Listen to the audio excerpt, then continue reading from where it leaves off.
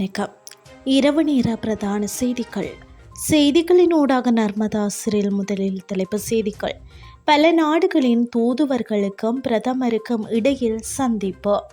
நனவாகும் மக்களின் வாகன கனவு. மத்திய வங்கி சுற்றறிக்கையின் எதிரொலி.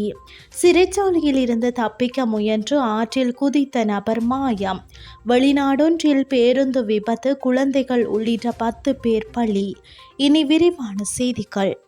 பல நாடுகளின் தூதுவர்களுக்கும் பிரதமர் கரணி அமரசூரியவுக்கும் இடையிலான ராஜதந்திர சந்திப்பு நேற்று நாடாளுமன்ற வளாகத்தில் நடைபெற்றது.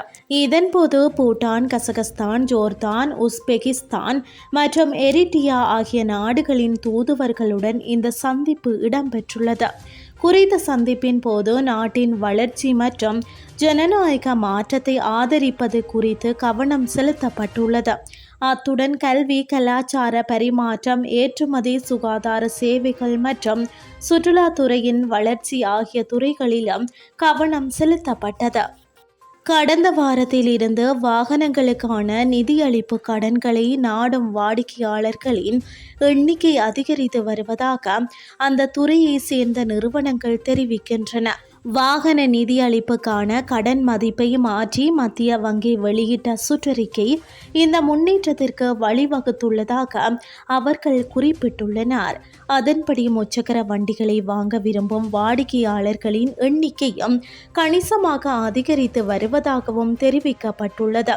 இந்த மாற்றங்களின்படி குறைந்த முன்பணத்துடன் வாகனத்தை சொந்தமாக்கிக் கொள்ள முடியும் என்பதால் மக்கள் குறித்த வசதிகளை பெற முயல்கின்றனர் என்றும் அந்தந்த நிறுவனங்கள் கூறுகின்றன. ஜூலை 17 அன்று மத்திய வங்கி வெளியிட்ட சுற்றறிக்கைகளின்படி மின்சார வாகனங்கள் உட்பட அனைத்து புத்தம் புதிய கார்கள் 50 முதல் 60% வரை குத்தகை அல்லது நிதி உதவி போன்ற நிதி வசதிகளை பெற முடியும். முச்சக்கர வண்டிகளுக்கு வாகனத்தின் மதிப்பில் 25% முதல் 50% வரையிலும், பிற வாகனங்களுக்கு 70% வரையிலும் குத்தகை பெறலாம் என்று மத்திய வங்கி தெரிவித்துள்ளது. இருப்பினும் மின்சார வாகனங்களுக்கு வாகனத்தின் மதிப்பில் 90% வரை குத்தகை அல்லது நிதி பெறும் வாய்ப்பு மாற்றப்பட்டுள்ளது. சிறைச்சாலையில் இருந்து தப்பிக்க முயன்ற மகாவலி ஆற்றில் குதித்த சந்தேக நபர் நீரில் மூழ்கி தற்போது காணாமல் போயுள்ளார். பல்லேகல திறந்தவெளி சிறைச்சாலை முகாமில் தடுத்து வைக்கப்பட்டிருந்த சந்தேக நபரே இந்த சம்பவத்தில் காணாமல் போயுள்ளதாக காவல்துறையினர் தெரிவித்தனர். காணாமல் போன நபர் சீத்துவையை சேர்ந்த 39 வயதுடையவர் என தெரிவிக்கப்படுகிறது.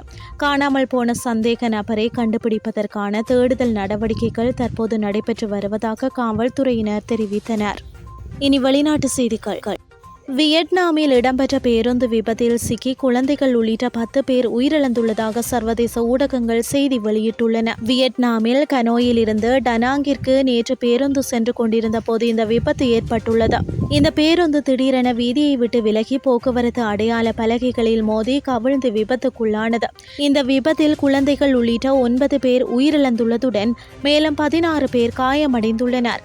காயமடைந்த பயணிகள் அனைவரும் சிகிச்சைகளுக்காக அருகில் உள்ள வைத்தியசாலையில் அனுமதிக்கப்பட்டு சிகிச்சை அளிக்கப்பட்டு வருகின்றதாக தெரிவிக்கப்படுகிறது. இதேவேளை வியட்நாமில் வீதி விபத்துகள் அதிகமாக இடம்பெறும் நிலையில் அந்நாட்டு தேசிய புள்ளி விபர அலுவலகத்தின் அதிகாரப்பூர்வ தரவுகளின்படி இந்த ஆண்டின் முதல் 6 மாதங்களில் மாத்திரம் வீதி விபத்துகளால் 5024 பேர் உயிரிழந்துள்ளமை குறிப்பிடத்தக்கது. இத்துடன் செய்திகள் யாவும் நிறைவடைகின்றது. அடுத்த மணித்தியால செய்திகளை காலை 8:30 எதிர்பாருங்கள். நன்றி.